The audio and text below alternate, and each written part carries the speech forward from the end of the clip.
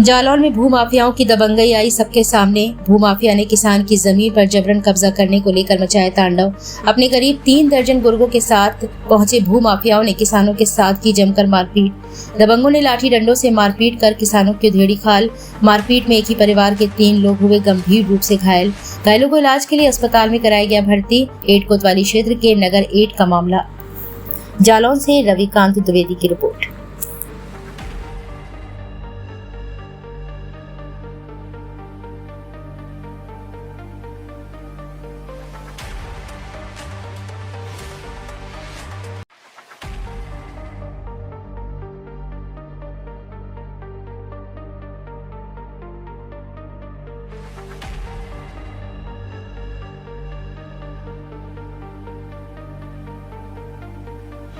क्या नाम है आपका? सकलेन मोहम्मद। क्या घटना हो गई?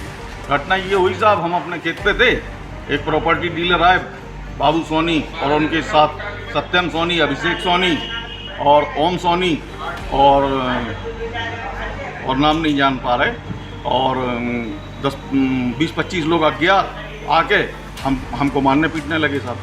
हमारी ज़मीन पर कब्जा कर रहे थे। क्या वजह है? वजह ये हुई कि हमारे चाचा की ज़मीन का एग्रीमेंट करा रखा है इनने कुछ। फिर क्या हुआ?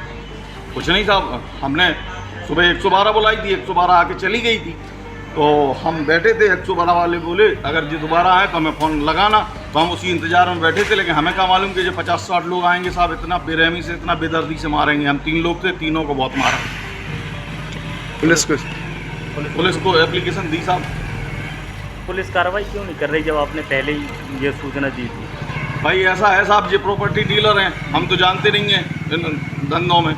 तो इनने पहले थाना दिवस में लेखपाल साहब को संलिप्त करके दरोगा जी के साथ ये करवाया, ठीक है। तो हमें जब मामला संज्ञान में आया तो हम तो साहब खेत पे पहुंचे। भाई ये प्रॉपर्टी डीलर हैं, अपन तो किसान आदमी, अपन तो जानते नहीं हैं ये सब।